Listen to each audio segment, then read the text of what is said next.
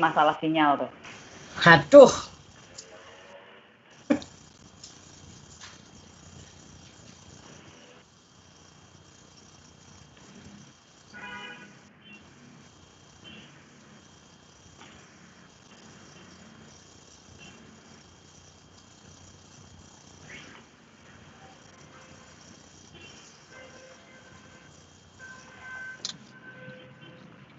Loh, kelihatan di nggak sih? jalan. Gelap. Masih di jalan, gelap ya. Gelap, Apa Teteh. gue begini kali ya, apa gue gini ya? Gimana ya? Bentar nih, gue lagi pakai ini adik gue nih. Nah, pakai begini lumayan, tapi kayak hantu nggak sih gue? Pakai backgroundnya. Enggak. Bagus. Lumayan lah ya. Aman, lumayan. Lumayan lah ya. Kelihatan. Oke. Lu kayak anak gue, kelihatan. Ibu Wawali, siap Ibu Wawali? Teh, awas lu ya, lu nggak datang, nggak jalan ke bawah sama gue, awas lu. Insya Allah, jalan insya Allah. Amin.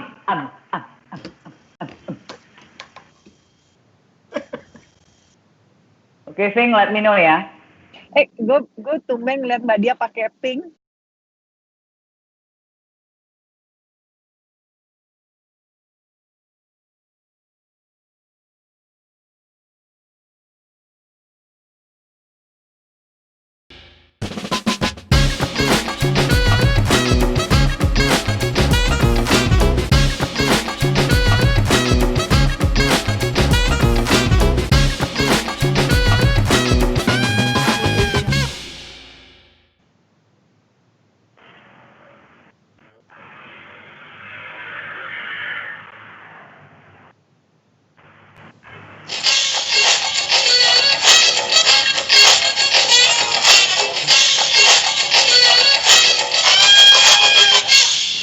Selamat malam, welcome to Let's Talk with Sarah. Sekali lagi dengan saya Rahayu Saraswati. Terima kasih sudah bergabung dengan kita, Bapak Ibu sekalian. Luar biasa. Ini kok ada suara lagi, masuk di mana nih, Bu? Sorry, I'm like getting distracted with all this noise. Okay, so malam hari ini di Let's Talk with Sarah kita ada tamu-tamu sahabat-sahabat saya. Jadi memang tiap kali kayaknya saya pasti bicaranya bahwa this is spesial. Tapi memang spesial, hampir setiap kali ada Let's Talk with Sarah itu spesial. Tamunya sudah pasti spesial. Malam hari ini lebih spesial lagi karena they are very close to my heart gitu kan. Sangat dekat di hati saya. Dan kita akan membahas salah satu topik yang memang paling diminati, terutama oleh para Sri Kandi. Jadi yang hadir malam hari ini tuh Sri Kandi, pejuang-pejuang perempuan yang ada di Indonesia. For those of you who might be tuning in from abroad, once again, this is another live streaming on Let's Talk with Sarah that will be in Indonesian, but you can always tune in after the live streaming is done by clicking the CC button and you will get the English subtitles. And I assure you, the conversations this evening will be very interesting because we have two of my dear friends, one of which is super duper famous, gitu ya. So you need to tune in after this. So balik lagi Bapak Ibu sekalian, buat yang terutama sudah melihat flyernya, sudah dapat broadcastnya, karena kayaknya tadi udah langsung gerak cepat nih, terutama dari Bu Dia gitu, udah langsung mem-forward gitu. Saya sampai langsung terima dalam hitungan 2 detik kayaknya udah langsung masuk. Udah masuk aja nih di grup yang lain gitu ya. Tapi itulah kehebatan dari social media hari-hari gini. Malam hari ini kita akan membicarakan perempuan dan politik. So it's part of the Girl Talk series, tapi juga ini bagian dari dalam rangka memperingati kemerdekaan Republik Indonesia yang ke-75. Langsung aja. Yang pertama tamu saya adalah Ibu Diah Pitaloka yang adalah anggota DPR RI dari fraksi PDI Perjuangan. Beliau adalah salah satu powerhouse gitu ya di Komisi 8 dan pejuang perempuan, pejuang politik, dan juga ketua Kaukus Perempuan Parlemen Republik Indonesia. Mungkin pada bingung gitu buat yang nggak tahu KPPR itu artinya apa gitu. Nah nanti bisa dijelaskan lebih lagi oleh teteh kita yang satu itu ya, dari Teh Diah Pitaloka. Dan lalu berikutnya ada ini nggak perlu diperkenalkan, orang juga udah langsung tahu. Banyak teh yang datang malam ini fans clubnya udah pada nunggu gitu. Justru kadang-kadang gue di periode yang My dearest friend, my dearest best friend. Halo Besti, kembar siam gue kemarin. Pada bingung kan kok tadi dibilang kembar siam sekarang. Tapi itulah kejadian waktu Komisi 8 periode yang lalu, karena kami pasti kemana-mana tuh berdua gitu kan. Kalau ngomongin soal apapun di Komisi 8 tuh pasti tektokan antara ini dua gitu. Kalau gilirannya Teh Desi yang marah, kayaknya yang coba kalemin. Giliran saya yang marah, dia yang coba kalemin. Jadi ini kita tiga Sri Kandi, karena kalau dia itu bergabung sama kita, lu kayak setengah jalan kan ya? Gabung di Komisi 8-nya ya, Di ya? Dari Komisi 2 sebelumnya. Nah, dari Komisi 2. Jadi ilmunya beliau tuh agak melampaui kita kalau soal politik.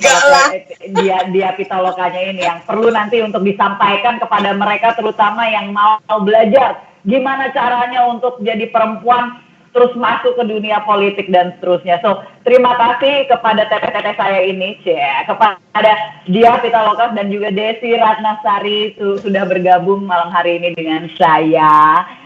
Kita langsung saja gitu ya. Kemarin itu di periode yang lalu, di mana saya ada di Komisi 8, misalnya nih kita waktu itu, saya sama Teh Desi gitu ya, kita memperjuangkan beberapa undang-undang gitu ya. Mungkin sebelum kita masuk ke spesifik di situ, mungkin ini gue mau nanya dulu supaya para fans clubnya ini pada tahu gitu, kenapa kok Teh Desi tiba-tiba masuk ke dunia politik, gitu kan? Ada yang mungkin masih berprasangka buruk gitu, bahwa dikiranya sama aja nih sama artis-artis yang lain yang pada masuk ke politik gitu kan. Padahal kita tahu kalau Teh Desi udah ngomong di komisi, itu udah pada takut semua gitu, karena udah paling judesnya di tahun. Teh, kenapa masuk ke politik, Teh?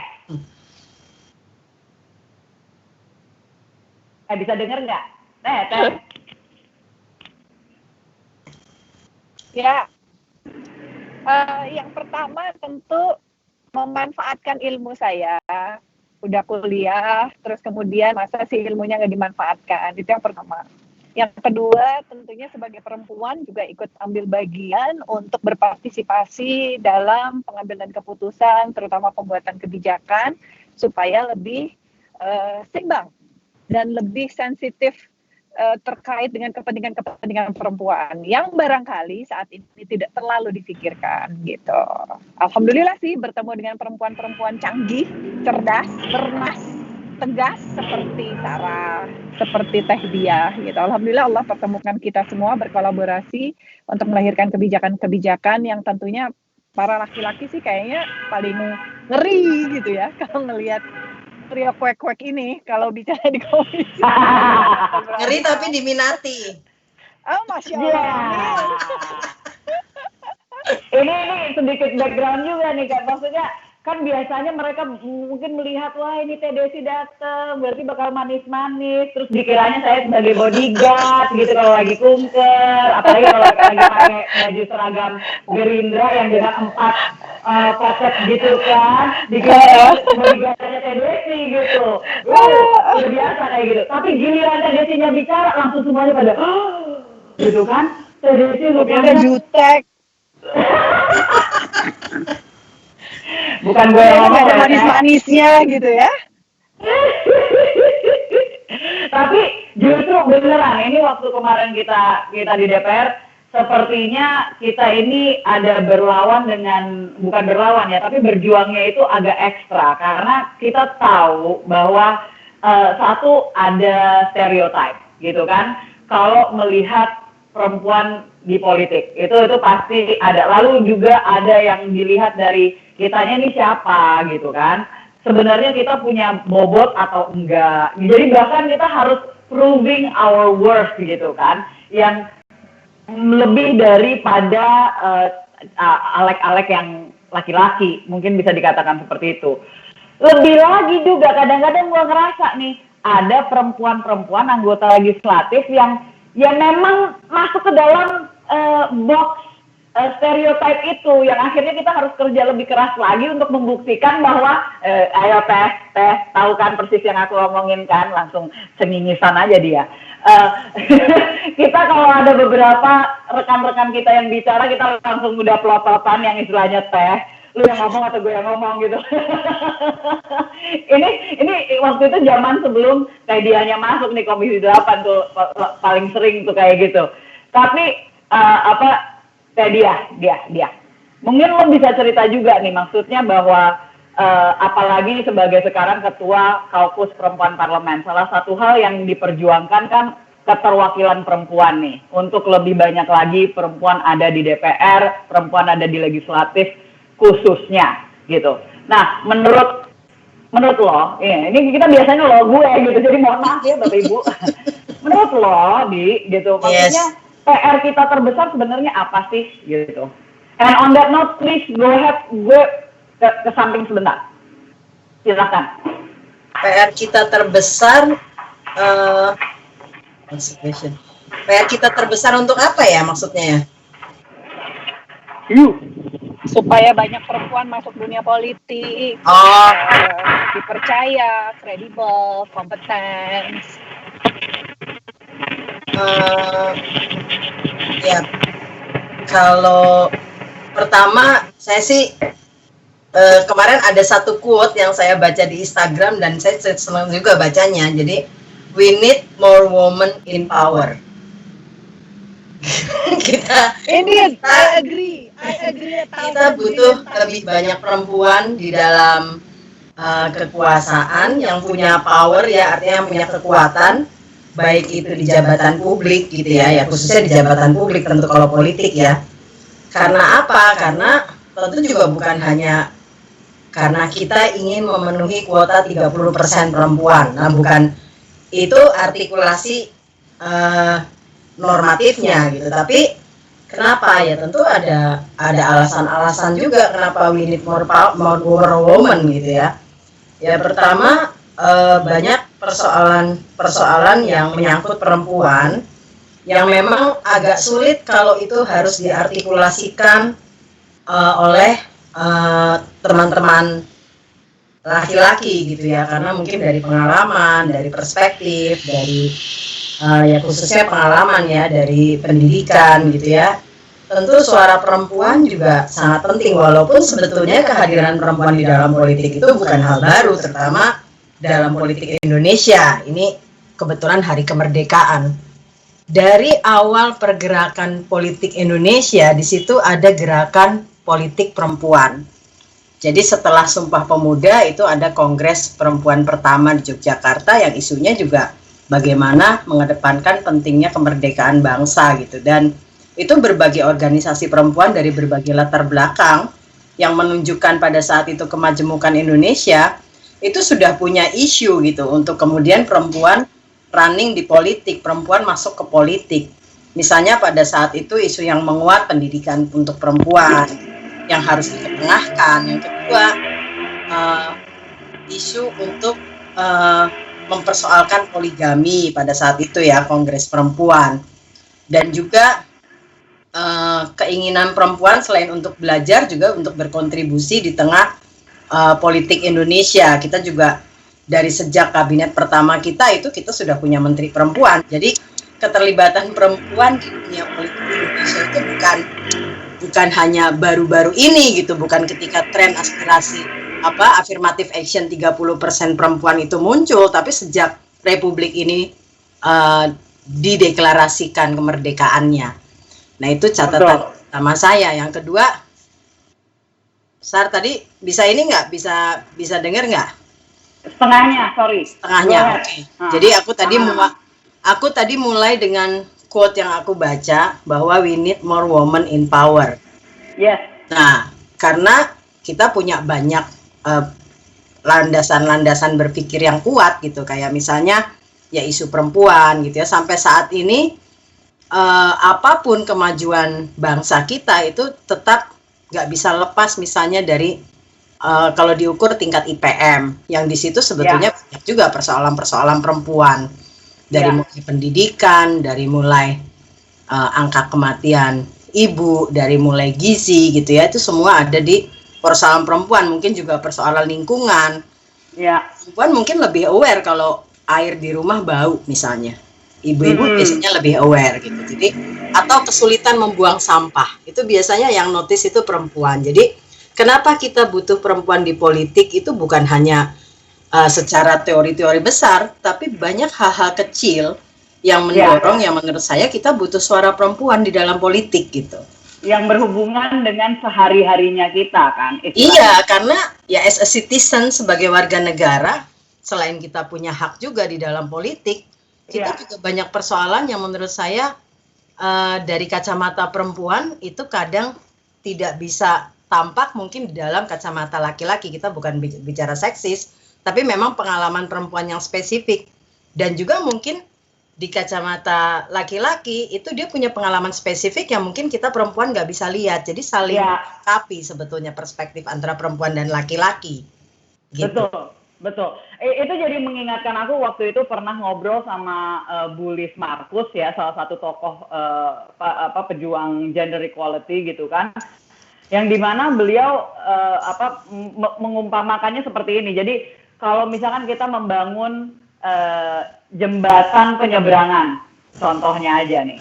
Jembatan penyeberangan kalau dibuat tanpa perspektif gender maupun juga perspektif termarginalkan, jadi kayak disabilitas, pasti akan dibangunnya tinggi gitu kan, terus tangga gitu, tanpa adanya akses untuk misalnya penyandang disabilitas atau ibu hamil. Nah itu kan hal-hal seperti itu yang sangat gampang kita bicara tentang kebijakan yang skalanya jauh lebih besar daripada skala rumah tangga gitu kan. Infrastruktur yang punya sensitivitas ya. Sensitivitas kepada gender dan juga kaum termarginalkan gitu. Nah ini hal-hal seperti ini yang seringkali sepertinya nggak kepikiran oleh kebanyakan orang. Dan itu kemarin pun juga gue kan lagi ngambil kelas American History gitu, American Women History specifically. Dan itu menarik juga bagaimana bahwa kalau kita bandingkan misalnya ya, Indonesia ini sebenarnya kita juga patut berbangga loh. Patut berbangga karena misalnya di Amerika itu belum menjadi kebijakan federal law gitu kan, belum diundang-undangkan untuk misalnya maternity leave, cuti hamil, cuti melahirkan. Itu tuh di kita kan udah ada sampai 3 bulan misalnya. Tapi gue yakin itu adalah salah satu produk dari keberadaan perempuan saat pengambilan kebijakan itu, gitu loh. Yang dimana kalau itu hanya laki-laki saja, mungkin sulit untuk hal seperti itu, bahkan soal cuti haid ya, kalau lagi menstruasi gitu ya, mohon maaf, itu kan sebenarnya di dalam undang-undang kita ada perempuan berhak untuk ambil cuti 1 hari sebulan untuk masalah tersebut. Jadi ini kan banyak hal yang sebenarnya mungkin tidak terpikirkan oleh our counterparts gitu kan. Nah, balik lagi sambil nunggu, kayaknya Teh Desi lagi pindah dari satu lokasi ke lokasi lain, makanya masih ada. Oh, soalnya sempat drop Teh, aku bingung apa masih. Aku masih ada karena nggak drop, I'm still around. Cuman maksudnya kalau kelihatan gelap and then everybody kan ini lagi macet. Oh iya. Lihat ke dalam kelihatan Andy, that's why. Before my part, so better I switch it off, right? Yes. Oke. Jadi kalau misalkan tiba-tiba, itu ada Teh Desi di situ. Udah langsung foto. Astagfirullahaladzim, maaf. Ini Teh Desinya lagi perjalanan dari Dapil, dan semua yang mengetahui Sukabumi, saudara-saudara, ya Allah Tuhan Teh, aku waktu itu terakhir kali karena adik iparku menikah di Sukabumi, pulang ke Jakarta, walaupun malam hari tetap 3 atau 4 jam. Gitu deh. Apalagi ini kan besok libur kan. Jadi ini Yes. saya sudah jalan tikus sesungguhnya, tapi tetap deh macet-macet gitu ya. Sudah dinikmati aja karena besok akan libur panjang kan. Bayangin Kamis bulan Muharram, Jumat libur, Sabtu, Minggu bye-bye gitu. Jadi ya sudah dinikmatin aja.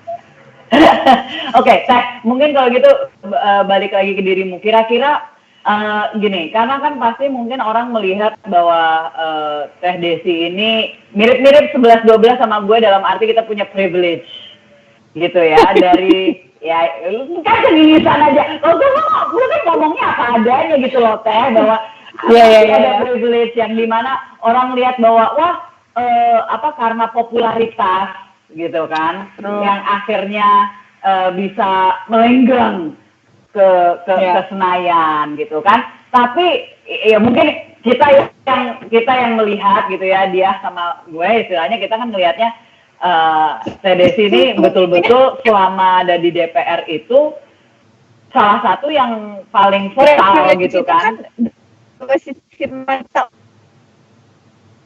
Sorry, cutting dikit Teh. Kenapa privilege? Masya Allah, yang benar. Apakah ini gitu? Kalau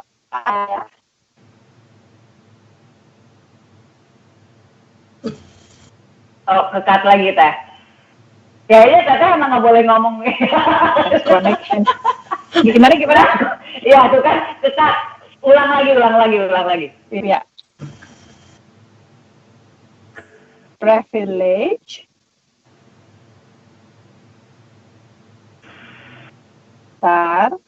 Dia kedengeran Teh. Oke. Jadi kalau bicara soal privilege, tentu kadang-kadang kita senang punya privilege, tapi di sisi lain ada juga pandangan negatif dari orang-orang terkait dengan kompetensi kita terkait privilege itu gitu ya. Jadi ada orang bilang, alah dia mah populer, sutra lah, nggak usah usaha, nggak ada ini. Padahal kita gedebak-gedebuk juga kerja gitu kan. Atau ketika kita melangkah, bagaimana kita memposisikan diri. Satu, saya sebagai perempuan. Dua, saya background saya artis. Itu kan pasti orang bilang, artis bisa apa sih? Udahlah, paling juga dia masuk ke dunia politik karena udah nggak laku jadi artis. Udah ada lagi negatif pikirannya. Ditambah lagi, bisa apa sih artis ngomong politik nggak ngerti gitu. Jadi sesungguhnya saya itu masuk dengan privilege tadi yang orang pikirkan, sesungguhnya kita berjuang double. Satu untuk membuktikan kompetensi kita sebagai artis, tidak hanya sebagai vote getter atau popularity kompetens aja gitu ya. Terus kemudian kita juga harus menunjukkan stereotip itu ya, perempuan tahu apa sih perempuan, bukan pengambil kebijakan gitu ya. Tentunya saya juga harus menunjukkan bahwa saya sebagai perempuan juga memiliki kemampuan untuk bisa berbicara, menyampaikan pendapat, pikiran, dan menganalisa problem-problem dan mengimbangi pemikiran-pemikiran laki-laki yang sudah ada gitu ya. Terus kemudian ada yang terpenting lagi, mohon maaf lahir dan batin, saya kan single parent atau disebutnya janda. Itu stigma lain lagi. Wah, itu PR panjang untuk menunjukkan kompetensi kita dan supaya laki-laki plus perempuan mau mendengarkan apa yang kita sampaikan sebagai pemikiran dan analisa kita terkait dengan permasalahan-permasalahan pengawasan kita terhadap masalah-masalah pemerintah misalnya. Itu PR gitu, PR banget gitu. Jadi ditambah lagi kan kita menyamakan visi misi di antara perempuan aja belum tentu sama loh. Alhamdulillah trio kuek-kuek ini alhamdulillah walaupun lintas fraksi visi misinya sama gitu. Nah belum tentu teman-teman kita sesama perempuan punya visi misi dan pemikiran yang sama terkait isu-isu tertentu. Itu juga perjuangan buat kita sebagai perempuan gitu. Betul. Dan juga tantangan komunikasi juga sih Teh gitu kan. Kadang-kadang kita ngomongnya apa, orang nangkepnya apa gitu kan. Tapi kita bertiga lumayan bisa mengatasi itu karena ya wavelength-nya lumayan sama lah soal intelektualnya kita masih bisa membesarkan diri ya, tapi maksudnya gitu loh, maksudnya kita masih bisa nyambung lah satu sama lain. Tapi I'm so glad Teh, dirimu ngangkat persoalan double standard ya. Double standard dalam arti yang tadi you mention bahwa dirimu sebagai single mom gitu kan. And I love your daughter. Hello, kita pernah bareng gitu kan. I love your sons. Kemarin miss dan sudah lama nggak ketemu mereka. Ini kalau misalkan kita bicara tentang double standard gitu kan, itu kayaknya udah bukan double lagi. Kita sebagai perempuan tuh dilihatnya dari berbagai sisi. Misalnya nih, kita masuk ke politik, itu orang pasti ngeliat dia kondisi keluarganya seperti apa, suaminya siapa. Sedangkan kalau misalkan laki-laki yang maju ke politik, jarang banget ditanyain istrinya siapa. Mungkin takut kali kalau ditanyain rupanya istrinya lebih dari satu gitu kan. Astagfirullahaladzim. mohon maaf. Bukan Ya, kita bisa mengkritik, jadi. tapi kan ini salah satu hal yang Iya. kita sebagai pejuang perempuan kan kita harus fair gitu loh, bahwa kita ini justru selalu saya baru aja kemarin secara gue lagi maju di pilkada gitu ya. Ya. Kemarin udah Kalau ditanyain istilahnya juga. Mbak Diah,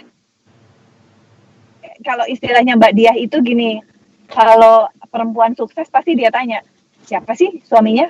Pasti yang punya power gitu. Terus tapi giliran laki-lakinya nggak begitu ditanyain hal yang sama gitu kan, atau bukan ditanyain, nggak ada komentar istilahnya dari segi bahwa berarti istrinya juga hebat gitu, kayaknya nggak ada gitu ya Teh. Oke, Teh Desi masih agak hang. Di gimana tuh tanggapannya, karena dia ngangkat apa yang memang kita tadi bicarain gitu loh. Iya, perempuan tuh saya bukan orang yang populer gitu ya, tapi there's problem juga gitu. Artinya sebetulnya baik populer atau tidak populer, orang underestimate juga. Kayak selalu pernah lah ada beberapa teman bapak-bapak kita tuh, Bu Diah, saya selalu dulu tadinya saya underestimate loh sama Bu Diah. Selalu begitu gitu. Jadi itu ternyata bukan persoalan. Dan dirimu kan menikahnya setelah udah jadi. Iya. Enggak, maksudnya ya, kan? Kita bukan bicara pernikahan, tapi bapak-bapak itu ya aku kan orangnya cuek banget ya gitu. Maksudnya nggak terlalu heboh, nggak terlalu lempeng aja kan, Ra. Jadi mereka tuh kadang juga bingung kali. Ini anak siapa gitu kan, ngobrol apa gitu. Tapi mereka mengakui juga setelah kita kemudian kenal, mereka juga mulai sering kita tukar pikiran. Akhirnya banyak yang mengakui juga, saya tadinya underestimate loh sama Mbak Diah, tapi setelah kita ngobrol ternyata ya mereka mengakui gitu. Dan saya rasa juga Teh Desi yang populer juga di underestimate kan gitu ya. Jadi itu ternyata problem di betul. banyak dari kita. Jadi entah populer entah tidak populer, that's the problem gitu loh for us. Yeah. I think it's because we are women. Iya. Jadi kenapa sih kok bisa menang gitu kan? Yes, itu dipertanyakan gitu kan. Pasti karena Kalau kita ininya, bersaksi, pasti karena dipertanyakan. itunya ya kan. Dan if may I say, someday kalau Allah takdirkan nih Sarah misalnya berhasil jadi pemimpin di Tangerang Selatan, nanti pasti orang ngomongnya, ya siapa dulu dong keluarganya, pasti gitu. Ya kan? Ya kan? Ya itu yang ngomong lah ya, kan bukan gue. Di underestimate kan, oke. Yes. I think di satu sisi kita memang ada role gitu kan, yang dimana orang melihatnya bahwa kita ini selalu seolah-olah kayak dibayang-bayang orang lain gitu kan. Kalau kitanya bisa berhasil sebagai individu, tetap aja dikaitin kepada keluarga, kepada suami, kepada siapa gitu kan. Hal yang aneh bahwa seorang perempuan bisa sukses dengan sendirinya. Nah, masuk ke situ bentar nih, gue ke dia lagi nih. Menarik banget menurut gue pokoknya lu salah satu hero gue lah kalau udah bicara tentang beneran lu salah satu hero gue kalau kita bicara tentang bagaimana tuh dibilang tuh hero-nya Teh Desi juga. Buat yang nggak tahu gitu loh, maksudnya kan tadi dibilang bahwa Bu Diah ini udah namanya mirip sama orang lain ya, anggota legislasi lain gitu kan. Dia Pitaloka, sering banget orang bilangnya langsung secara otomatis Rike Diah Pitaloka, padahal ini beda, dua orang yang berbeda. Terus udah gitu dianya juga majunya itu pasti orang udah pada bingung kan, dia bilang dia bukan yang tipe yang istilahnya ada kepopuleran, tapi kenapa dia jadi hero kita, karena dia bisa sebagai incumbent mempertahankan kursi walaupun saat itu mendapatkan tantangan luar biasa dari Serangan bro, serangan itu serangan bombardir itu judulnya. serangan bombardir loh kata Teh Desi gitu kan. Tapi lu berarti kan punya ilmu yang harus di pass on ke anak-anak muda, bahkan juga mereka yang mungkin menyatakan bahwa aduh kalau gue nggak punya kepopularitasan seperti Teh Desi atau nggak punya koneksi kayak gue nggak bakal bisa untuk maju. Nah menurut lo gimana, Di? Ya itu juga sebetulnya yang menyemangati gue ya Raya. Jadi gue tuh selalu pengen orang-orang tuh nggak patah gitu lah. Artinya dia sebelum maju biasanya orang kan mikir, aduh saya nggak maju deh soalnya saya nggak punya uang. Saya nggak maju soalnya saya nggak terkenal gitu kan.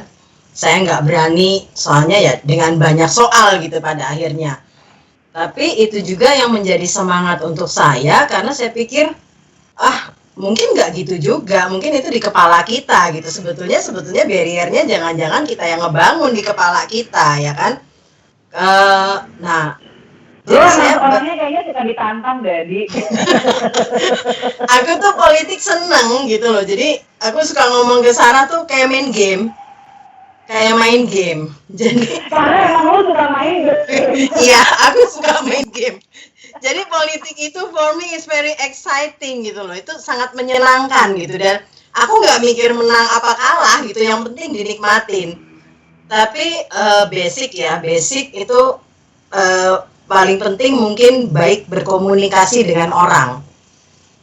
Rajin komunikasi itu mungkin cara yang sepertinya sederhana, masa sih cuma komunikasi, tapi ya memang komunikasi intinya gitu. Bagaimana kita menjelaskan diri kita, bagaimana kita membangun kepercayaan, bagaimana kita membantu memperoleh dukungan dan dorongan dari orang-orang yang mungkin juga bukan orang-orang yang selalu hebat, mungkin orang-orang biasa juga yang pada akhirnya banyak membantu kita karena kita nggak tahu sebetulnya kontribusi, dukungan dan lain-lain bisa jadi dari orang-orang yang kita tidak pikir bahwa mereka orang-orang yang besar gitu ya, bisa jadi dari orang-orang kecil. Wah, menarik tuh, menarik banget. Karena dia itu pasti nyarinya kan networknya banyak. Dia tuh Dajjal, judulnya Dajjal, networknya ke masyarakat, ke akar rumput. Nah itulah kekuatan beliau.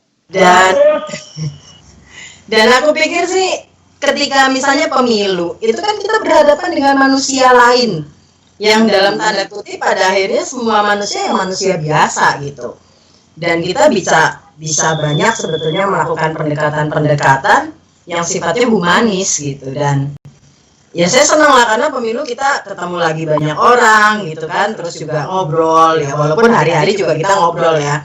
Tapi ketika pemilu tuh spesial lah gitu, kita memperoleh dukungan tuh luar biasa gitu. Ya senang lah ya, kita juga satu sisi mungkin kita juga perlu support mereka gitu, perlu memperkuat mereka. Jadi untuk saya politik itu menarik. Saya mungkin pernah juga ngomong ke Teh Desi karena politik itu adalah hal-hal tentang manusia gitu, tentang kemanusiaan. Yes. Nah itu juga berarti kan hubungannya juga misalnya dengan undang-undang. Gue mau kasih lebih gambaran spesifik tentang bagaimana kita bisa tektokan ya. Jadi misalnya contoh tentang undang-undang penyandang disabilitas nih ya, Teh Desi, kita berdua tuh yang ini banget lah waktu itu ya, udah sampai meeting sampai jam 3 pagi ya kan, banyak orang nggak tahu kalau kita anggota DPR bisa meetingnya sampai jam 3 pagi gitu loh. Dan kita tidak benar-benar terpisahkan oleh fraksi ya. Kita tidak terpisah oleh fraksi ya, pikiran kita gitu. Benar-benar tujuan kita satu, gimana caranya memberikan manfaat buat penyandang disabilitas. Amin, betul. Dan itu yang kayaknya buat orang rada kaget gitu. Karena kita berdua udah nggak kelihatan warnanya, memang kita betul-betul hadir di situ. Dan itu satu suara, makanya semua pada takut kalau udah Teh Desi dan Bu Sarah hadir. Ini dia langsung nih perempuan jutek. dan keras kepala dan cerewet Kalau keras dan kepala bawel untuk gitu kan. kebenaran kan nggak apa-apa ya. Kan kita berbicara based on Exactly. knowledge, based on fakta dan data di lapangan gitu kan. Seringkali kan Teh kita kayak dibuatnya tuh kayak cerewet dan bawel tuh kayak konotasi negatif. Padahal kalau Iya. misalkan di DPR kita bertiga tahu kalau kitanya nggak bersuara, kalau kita nggak bawel, kalau kita nggak cerewet, nggak didengar juga gitu kan. Betul. Nah, Teh, kalau misalkan waktu itu kan misalnya nih salah satu hal yang berhubungan dengan perspektif gender misalnya adalah berhubungan dengan penyandang disabilitas jika ada kekerasan yang terjadi pada penyandang disabilitas terutama dari segi sebagai kekerasan terhadap perempuan penyandang disabilitas itu kan salah satu yang kita sempat ini dulu insisting gitu loh kan dengan berhadapan dengan anggota-anggota legislasi laki-laki yang lainnya. Tapi di sini di mana kita bisa menunjukkan bagaimana kita sebagai kekuatan perempuan lintas fraksi gitu kan. Kita menyuarakan satu hal yang sama gitu. Nah, itu sama halnya juga dengan undang-undang pekerja sosial nih. Nah, kita bertiga hadir di situ. Udah tektokannya udah kayak udah trio macan maut gitu. Boleh dong Teh, gue pakai itu kan. Boleh. Itu menarik gitu. Kalau Teh Desi kan masuknya dari segi psikolog ya, dari segi yang sempat tuh istilahnya ini kenapa sih Teh Desi buatnya kok rumit amat gitu kan. Seolah-olah seakan-akan Teh Desi tidak mendukung undang-undang pekerja sosial gitu. Kitanya ngebalance. Aku sama si dia nyoba ngebalance dengan istilahnya, oke, maksud Teh Desi adalah ini harus ada pendidikan yang menopang untuk ini bisa menjadi profesi kan gitu-gitu istilahnya. Based on competence kan nantinya kan, karena kita pengen bikin kebijakan itu tidak hanya temporer, tapi bisa berlaku, bisa membahasakan hal itu. Enggak kok, maksudnya Teh Desi itu ini gitu. Nah, perempuan itu diberikan kekuatan oleh Allah, diciptakan oleh Allah itu punya sensitivitas itu gitu. Nah, menurut saya ini juga bisa menjadi kekuatan kita untuk menyatukan visi, menyatukan misi kita, tidak hanya berbicara soal kepentingan perempuan dan anak dalam urusan kebijakan yang dituangkan dalam undang-undang, tapi juga kebijakan seluruh warga negara Indonesia yang gendernya adalah laki-laki dan perempuan gitu ya. Nah, tentunya menurut saya ini penting gitu. Perjuangan pertama kita adalah mendobrak stereotip kemampuan perempuan untuk menjadi pimpinan. Sorry teh. Ini kayaknya ada kendala teknis di YouTube-nya, Fing. Bener nggak nih? Kok aku ngelihatnya live kitanya itu stop di YouTube? Oke. Sorry ya Teh, ngekat dulu. Iya, it's okay.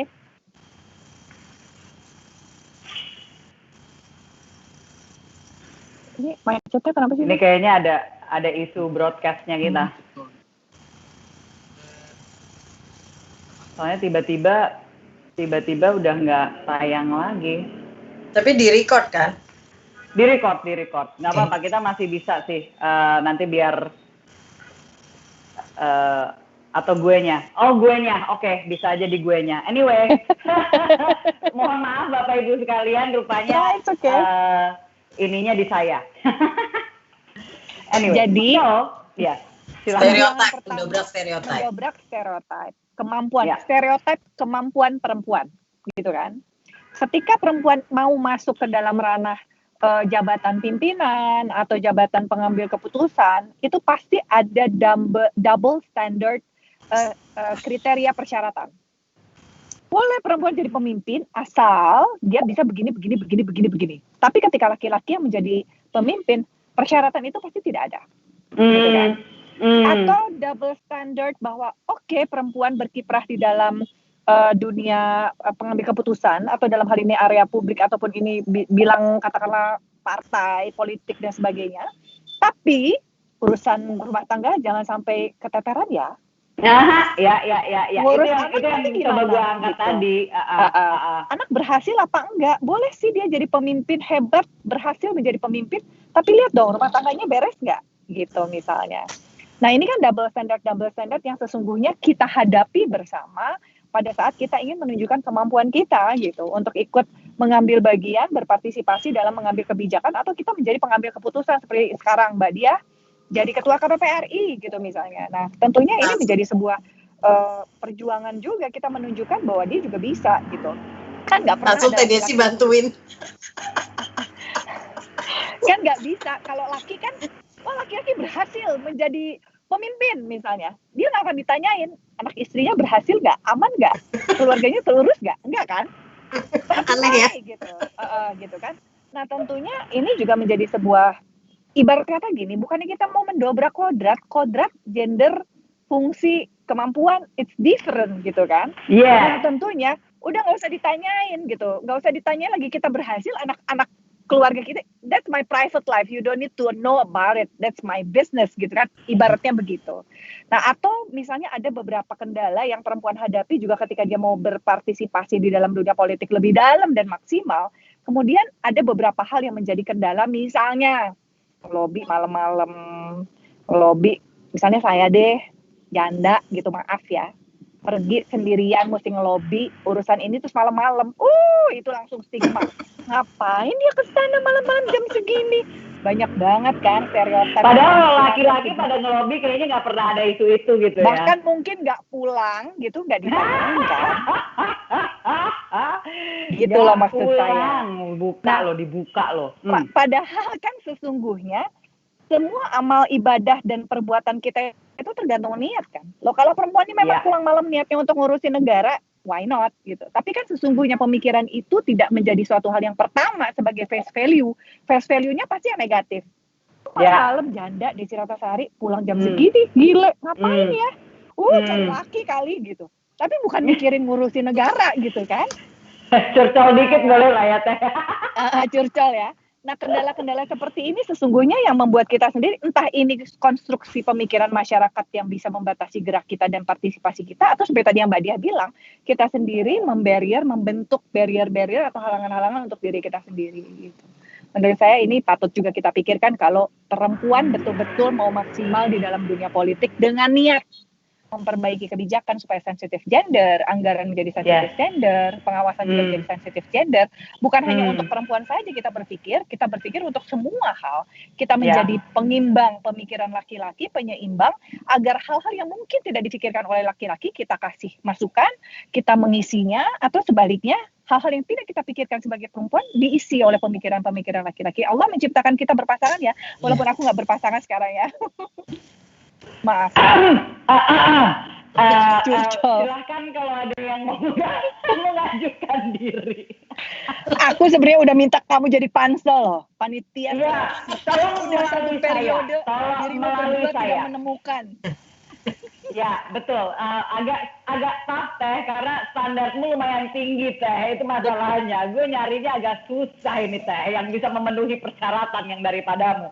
Tapi Bapak Ibu sekalian, panitia seleksinya ada di sini. Nanti bisa dihubungi. Aku administrasi ya. Tapi by the way, ngomongin soal halangan-halangan perempuan, saya ingat banget ada satu film, kayaknya ini based on itu karena tadi kamu sempat bercerita tentang pergerakan perempuan di Amerika dan kamu lagi mempelajari hal itu gitu kan, historinya.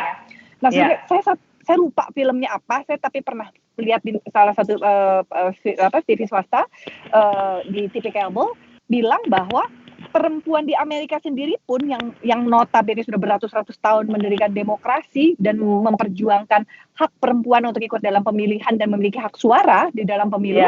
Itu tuh ada perempuan yang berpidato segala macam, begitu pulang dia tetap jadi ibu rumah tangga. Itu dilihatin banget. Ada 4 perempuan yang pada saat itu ditokohkan di sana, terus kemudian pada saat pulang ternyata dia pada akhirnya gitu, begitu suaminya sama-sama politikus, begitu pulang tetap si istri capek, dia harus melakukan semua peran dan fungsi dia sebagai ibu dan sebagai istri. Tapi ketika suaminya pulang, suaminya cuma tinggal disiapin mandi sama istrinya, lalu kemudian disiapin pejama, baju tidurnya, habis itu suaminya tidur, si istrinya masih ngerjain yang lain. Jadi menurut saya, bukan double role lagi. True. Tapi multiple role. Sekarang kan istri, ibu, and then career, and then juga politisi yang memperjuangkan masa depan anak-anak perempuannya, istilahnya kan gitu. Jadi itu yang seringkali nggak dilihat dari segi itu gitu kan, bahwa ini perempuan banyak maunya sih, ini kalau misalkan mau equal, kenapa nggak berarti bisa main aja semua gitu, padahal tidak melihat dari segi budayanya juga yang seringkali menempatkan tekanan dan juga peran ya, kayak kata kunci di sini misalnya pemikiran tentang kodrat. Kodrat itu kan kalau kita pahami, ini yang dari aku pelajari loh ya, ini dari ibu-ibu hajah-hajah, mohon dikoreksi kalau saya salah. Tapi saya belajar dari guru-guru, dari mentor-mentor, kodrat itu kan memang yang betul-betul hanya bisa dilakukan oleh spesifik gender. Jadi istilahnya kalau misalkan sebagai perempuan, yaitu hamil, melahirkan, menyusui, dan menstruasi, ya kan? Yang dimana itu memang hanya, kalau di luar dari itu unsur budayanya yang masuk. You know, kalau misalkan orang mungkin melihatnya, oh ini memang harusnya Teh Desi langsung menikah lagi supaya bisa fulfill the role as a maternal and household wife gitu kan, housewife gitu. Tapi sekarang malah istilahnya kagak peduli, gue pokoknya memperjuangkan ya di DPR, gue bekerja, apalagi sekarang udah di DPR balik lagi sekolah lagi gitu kan. Nah jadi jadi ada multiple itu. Nah dia ini gue dengar dari elu bahwa kalian juga lagi memperjuangkan RUU psikolog kalau nggak salah nih, bener nggak nih? Saya ngebantuin. Aku psikolog, beliau membantu saya di balik karena saya sebagai pengusul. Tapi yang jelas kita berdua sedang berjuang untuk RUU PKS.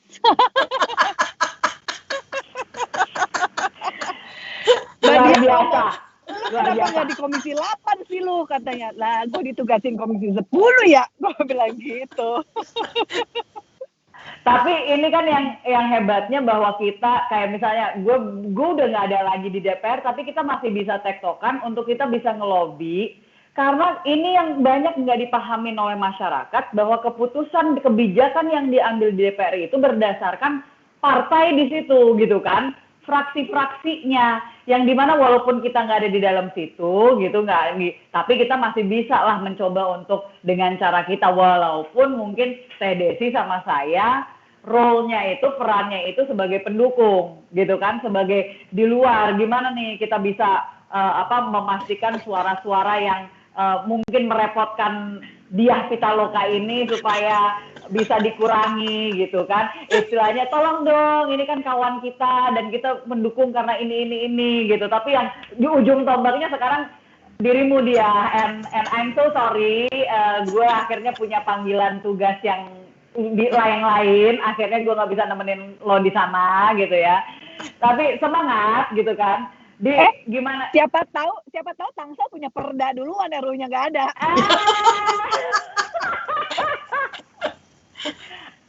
Amin. Who knows kan? Kebijakan di Amerika aja nggak bisa di tingkat federal, dia mulai dari tingkat state dulu kan, naik ke atas kan? Yes. Actually been thinking of that, tapi kan lu udah ngomongin duluan. Terus, tapi di mungkin bisa share dikit lagi, mungkin dari segi kali ini kita bisa edukasi sedikit kepada masyarakat. Kira-kira RUU apa saja? Salah satunya pasti kita bicara RKUHP kan juga masih dibahas tuh ya, karena kemarin kan nggak jadi gitu ya.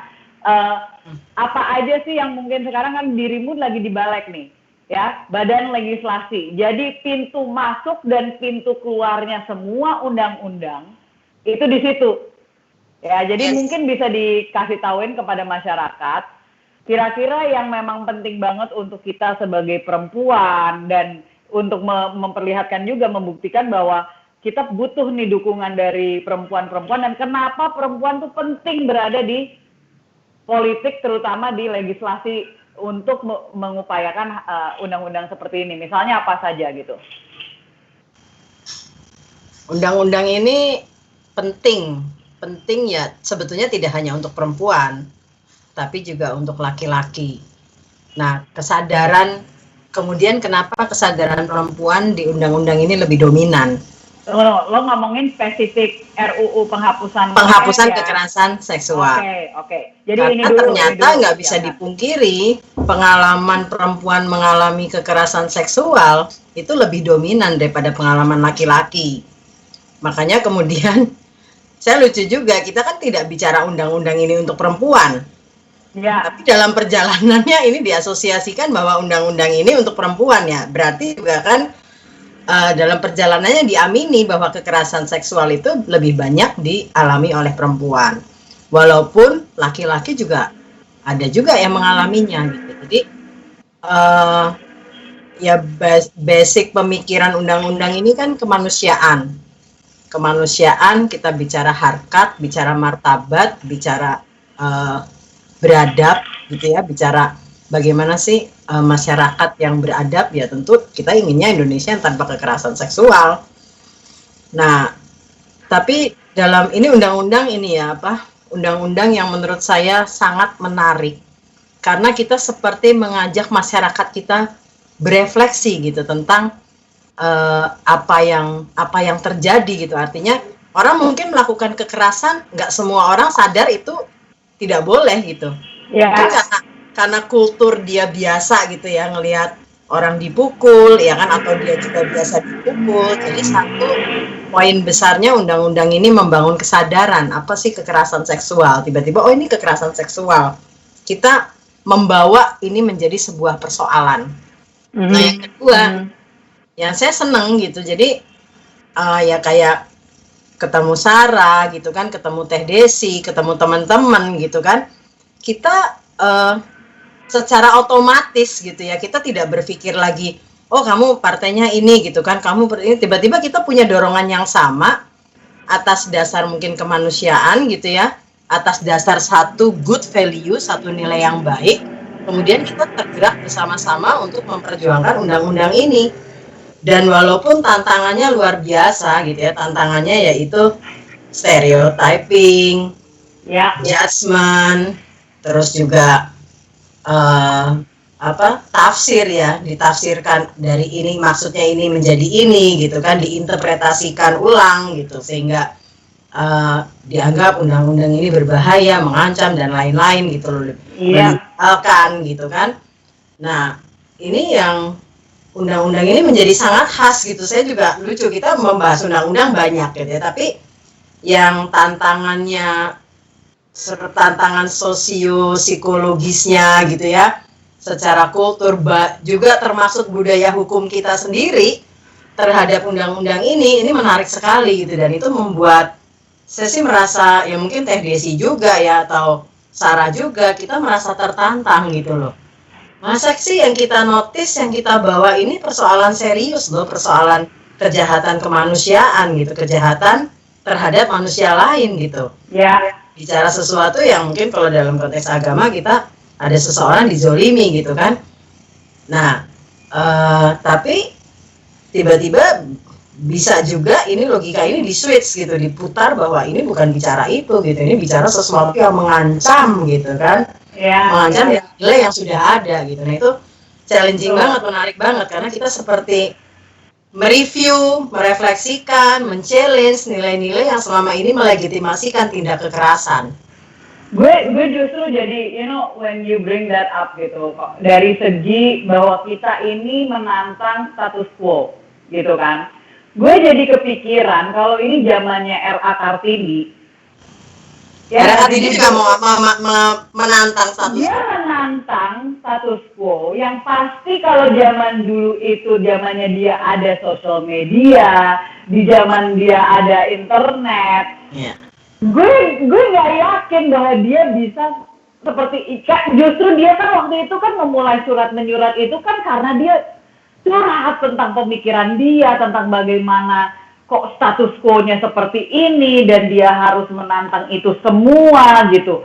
Ya mungkin ya mudah-mudahan 100 tahun dari sekarang anak cucu kita bisa melihat bagaimana kita tercatat memperjuangkan hak-hak mereka dan juga perlindungan mereka, ya amin gitu. Tapi ya. Perjuangannya jangan 100 tahun ya, perjuangannya Enggak, maksud gue tercatat dalam sejarahnya ya Allah, mudah-mudahan dalam kehidupan kita itu bisa kita dapati, ya ampun. Enggak, tapi ini enggak kerasa udah hampir sejam kita ngobrol, ya kan? Kalau kita lagi ketemuan sama kita ngobrol emang biasanya nggak ada batasan waktu. Tapi yang menarik juga gini ya, kita kalau misalnya rapat bareng, ya, itu tiba-tiba ada sesuatu yang nggak nyambung, itu pasti lihat-lihatan. Ya, itu maksudnya. Ini ya. Kita udah langsung WA padahal duduknya sebelahan supaya nggak ketahuan gitu kan. Langsung, denger nggak dia ngomong ini gitu kan. Terus udah lirik-lirikan sama Teh Desi gitu. Aku ingat waktu Teh Desi marah-marah, kita bingung gimana. Bapak Ibu, kawan-kawan belum melihat yang namanya Teh Desi kalau lagi marah sama menteri, menterinya juga langsung sensitif gitu, terus astaga gitu. Tapi kitanya gimana ini supaya Teh Desinya juga nggak merasa gitu kan. Waktu itu kita udah kelihatan gitu. Teh, masih bisa denger Teh? Karena tadi sempat kekat. Sempat kekat. Di jalan soalnya. Iya, lagi di jalan. Anyway, ini udah hampir sejam, jadi mungkin kita langsung dalam pemikiran penutup atau akhir ya, and just closing statements juga. Mungkin dari dia dulu karena Teh Desi, kayaknya Teh udah tersambung lagi sih. Tapi bisa denger nggak? Teh Des.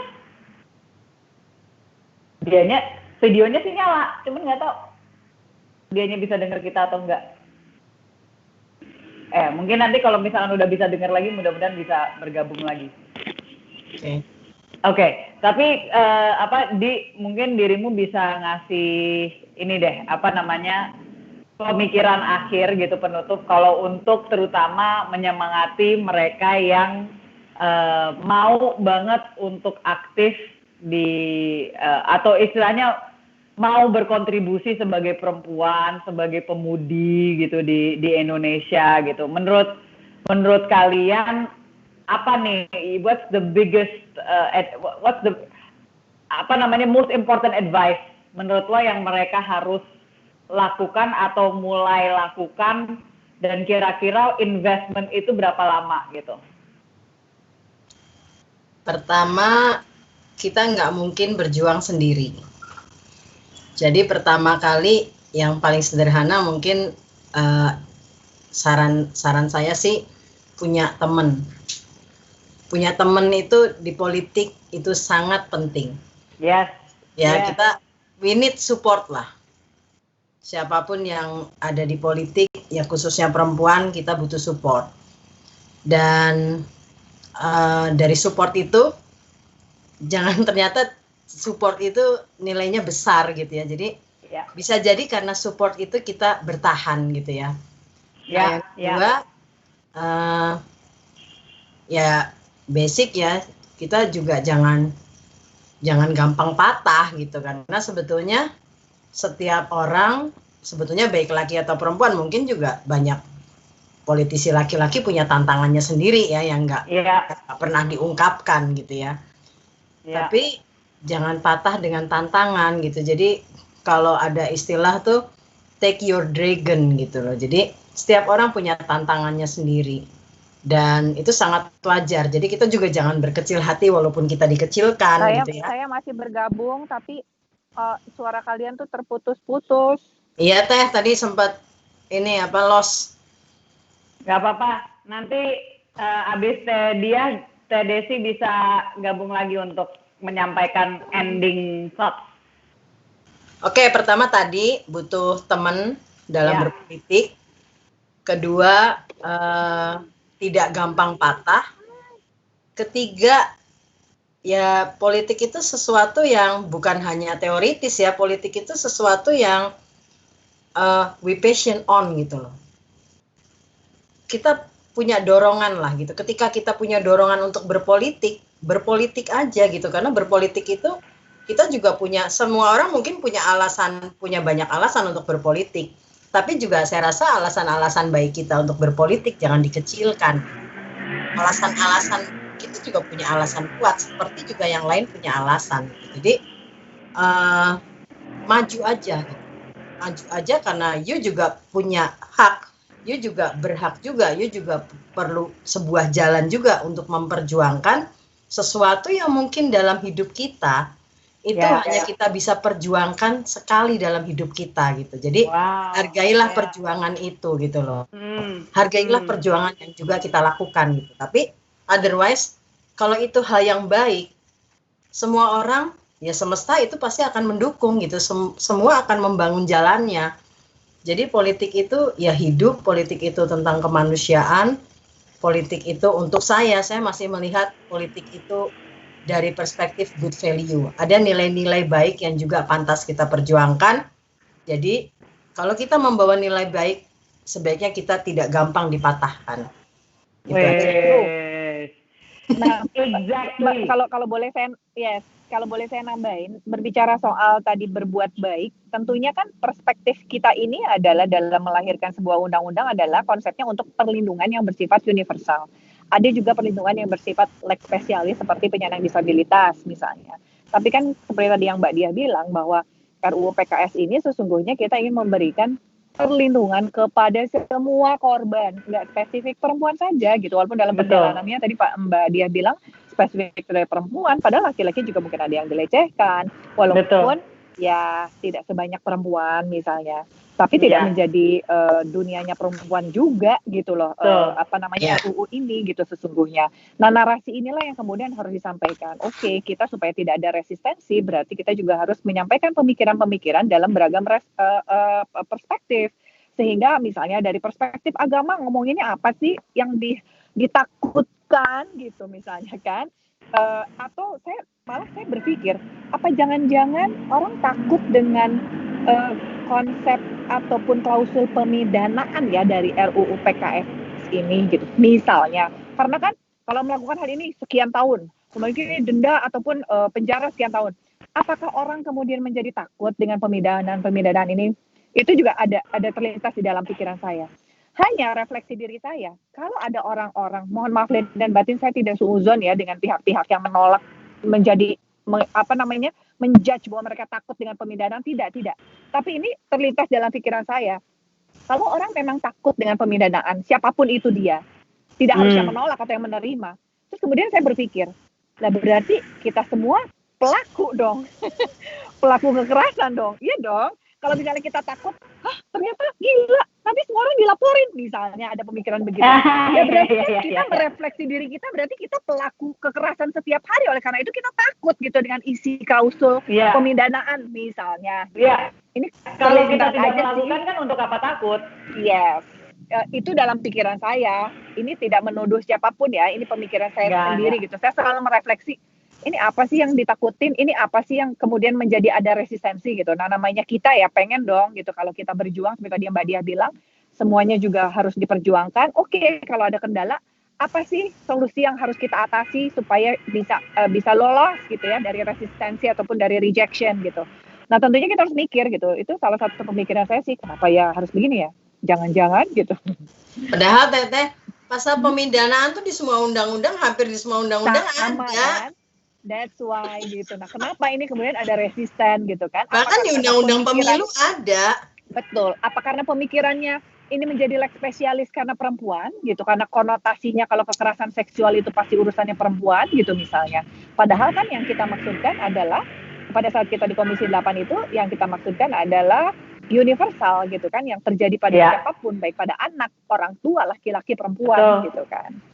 Mungkin lewat laptopnya Sarah ini tentu semoga narasi-narasi ini bisa diungkapkan sehingga bisa mencerahkan, merefresh pemikiran atau paradigma dan beragam perspektif yang ada saat ini terkait dengan RUU PKS. Kebetulan besok malam itu persis spesifik membahas RUU penghapusan kekerasan seksual di Let's Talk with Sarah dengan Ibu Badriah Fayumi dari Kongres Ulama Perempuan Indonesia dan Ibu Valentina Sagala yang sebagai orang dari segi perspektif hukum sangat mengerti gitu. Jadi kita mau kupas dari berbagai segi gitu. Itu jadi for those of you yang mau tahu tentang pembahasan RUU penghapusan kekerasan seksual bisa tune in besok malam. Teh Desi, Thank you. Kata-kata closing nih, kira-kira terutama misalnya tentang stereotype. Apa yang bisa disampaikan kepada masyarakat supaya bukan hanya kita bicara perempuan mendukung perempuan, yang juga kadang-kadang itu juga menjadi catatan ya gitu. Belum tapi juga tentu terjadi. Dan juga kita perlu dukungan laki-laki mendukung perempuan, istilahnya untuk bisa menepis segala stereotip dan prejudgment dan segala macam. Kira-kira apa yang bisa disampaikan tentang itu?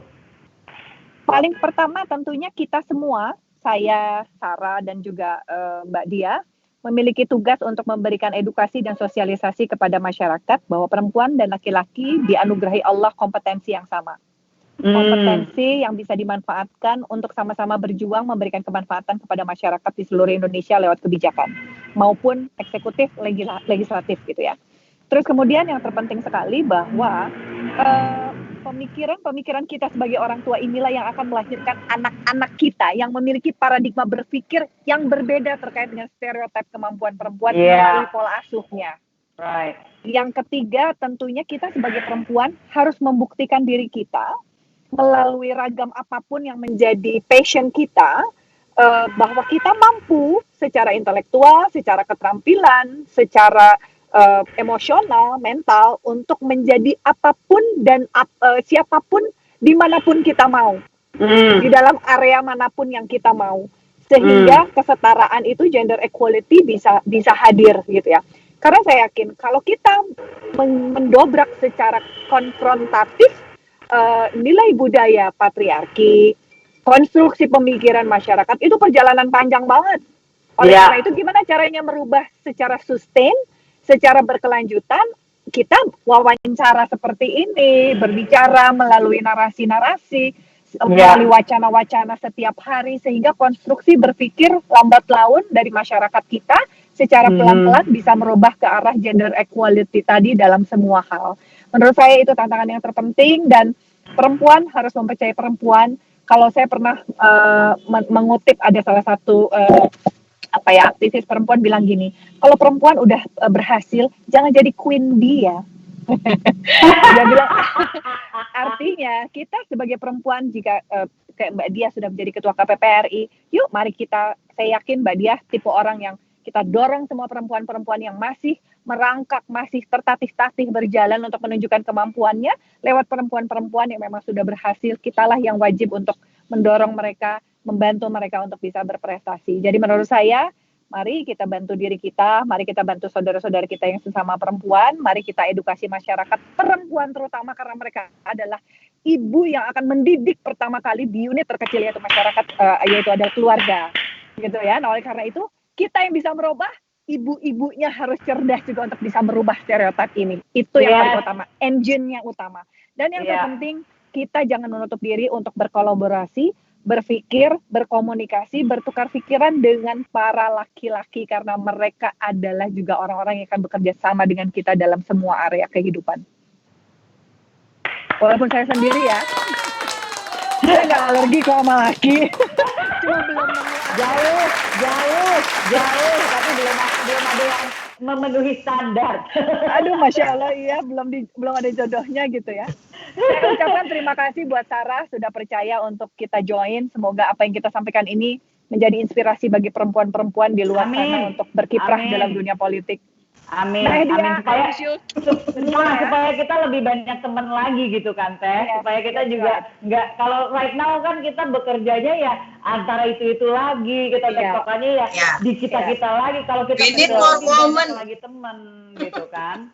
We need more women, we need more women yang punya pemikiran yang betul-betul untuk kepentingan masyarakat, yang betul-betul untuk yang mau istilahnya get down in the trenches gitu kan, yang kadang-kadang mereka banyak yang jadi itu suka duduknya tapi nggak suka untuk berdebatnya, nggak suka untuk kita bukan kita bicara bahwa kita mau berdebat just for the sake of berdebat, tapi kalau misalkan memang ada hal-hal yang patut diperjuangkan, ya kadang-kadang perlu untuk kita siap berdebat kan gitu. Yes, that's Nah right. ini juga mungkin aku rangkum juga dari semua, ada satu hal yang cuman aku mau nambahin aja bahwa yang tadi aku for me penting banget untuk terutama generasi yang berikutnya ini, satu, kita menghormati mereka yang sudah open the door buat kita. Terlepas dari kita posisi politik maupun juga pandangan tentang kebijakan yang mereka dukung and etc. Tapi perempuan-perempuan ini tuh bagaimanapun juga udah buka jalan untuk kita bisa berada di mana kita berada saat ini gitu kan. Jadi respect untuk those who came before us. Tapi juga selain dari itu, sayangnya kalau kita ngelihat survei-survei kayak waktu dulu gue 2014, itu seringkali perempuan masih belum dukung perempuan gitu. Somehow Betul. Untuk perempuan maju ke politik, perempuan untuk jadi pemimpin di bidang apapun, mau itu di public sector atau private sector, di swasta, itu trust untuk perempuan jadi pemimpin itu masih lumayan rendah. Nah itu yang perlu kita mulai rubah untuk kita bisa menunjukkan bahwa ada loh dari kita yang betul-betul mau memperjuangkan dengan perspektif yang baik dan benar. Bahwa kita mau kok mengayomi dan kita mau kok, dan kita capable gitu kan, kita capable, bukan hanya sebagai pelengkap aja, sebagai pemanis aja gitu kan. Jangan dikira Teh Desi datang cuma buat nyanyi doang gitu. Tapi istilahnya lihatlah gitu, Teh Desi kalau udah datang udah punya, tadi Teh waktu sempet cut off, aku sempet ngomong soal bagaimana ada menteri yang sampai kaget gitu ditegur sama Teh Desi gitu kan, dan gue sama dia harus gimana caranya nih untuk memastikan kagak ada yang nangis nih di dalam ruangan rapat kan gitu. Aku ingat itu siapa. Belum selesai bicara. Kamu gitu ya. Itu bener-bener gue yang Teh Desi lagi marah. Apa jangan-jangan karena itu ya laki jadi takut ya, astagfirullahaladzim. Enggak lah Teh, aman Teh. Justru it takes a very strong and istilahnya secure man untuk bisa berada di samping perempuan-perempuan strong kayak kita gitu loh. Jadi Masya Allah. Amin, pasti nanti ada waktunya, jodoh nggak kemana-mana kok Teh. Betul, gitu ya. betul. Amin, Tapi amin. thanks a lot. Kamu sudah memberikan aku inspirasi untuk disertasiku. Why woman doesn't vote for woman? Itu bisa jadi Untuk dari disertasi segi ya. psikologis, mohon nanti hasilnya dibagikan kepada kita ya. Woman doesn't support woman itu pernah diriset nggak ya? Belum ya? Kayaknya belum deh Mbak. Aku takut juga jangan sampai itu jadi mitos, artinya dipercayai kemudian menjadi kebenaran. Betul. Nah ini kan berarti kita harus melawan mitos. Betul. Ya kan, itu bahaya juga kalau kita ngomongin itu terus gitu. Saya pikir betul. Aku lebih suka statementnya Sarah, I get your back. I like it. So juga untuk atau justru why women should support women. Kita harus merubah mitosnya gitu loh. Ada bahasa lagu, you can count on me. Iya, jadi sekarang kita harus saling support gitu loh, ya kan? You can count on me. Sisterhood. Yes. Emangnya cuma brotherhood doang. Sisterhood juga ada lagu lain. That's what friends are for. Semua lagu-lagunya dikeluarin, kayaknya ada yang sudah kangen panggung nih. Repertoar. Karena gini juga, bisa jadi laki-laki nggak support laki-laki juga. Ya itu ya kan, nggak artinya itu relatif, sangat relatif gitu loh artinya. Iya, tapi kan kalau misalkan ini mulai perdebatan, kan adanya nggak selesai nih kita kalau misalkan lanjutin perdebatan benar. ini. Emang iya, oke. Iya. Nggak, tapi kalau misalkan gue ini aja, tapi kan realitanya walaupun ada laki-laki nggak dukung laki-laki, realitanya adalah seringkali kalau kita survei dan itu dari mindset, it's easier untuk masyarakat mendukung sosok laki-laki dibanding mendukung sosok perempuan. Karena berdasarkan yang tadi kita bicarakan gitu. Cara pandang. Ngambil keputusan bahwa budayanya buat laki. Tapi kita bikin perempuan dukung perempuan, kalau bisa laki dukung perempuan juga. Iya, makanya gitu tadi gitu kan. Why women should Tapi be careful, supported. kalau laki dukung perempuannya yang janda, bahaya bisa ntar pikirannya, ya kan? Salah lagi. Istrinya langsung nanya, ngapain lu datang ke Acara rapat-rapat kampanye sama Desi Ratnasari, kan? PR. Ada offer ya, ada offer. Kan? PR kan? tolong deh. Astagfirullahaladzim deh. Dianya ketemuannya sama 50 orang gitu, istrinya yang adanya curiga gitu kan. Ada stereotyping ya kan, janda. Stereotyping lagi gitu. Anyway, oke, jadi ini luar biasa. Semua yang nonton mungkin bisa melihat bagaimana kalau kita lagi ngobrol itu bisa teknokannya kayak gimana gitu ya. Tapi ini enaknya seperti ini, jadi bisa dilihat bahwa ini loh tipe-tipe anggota DPR yang satu rajin, yang dua kalau misalkan datang itu betul-betul pay attention, bisa memilah-milah data yang biasanya dikasih baru hari H gitu kan, 5 menit sebelum rapat mulai gitu kan. Kita disuruh baca seolah-olah kita udah pakar ekonom, pakar sosiolog, pakar psikolog gitu kan.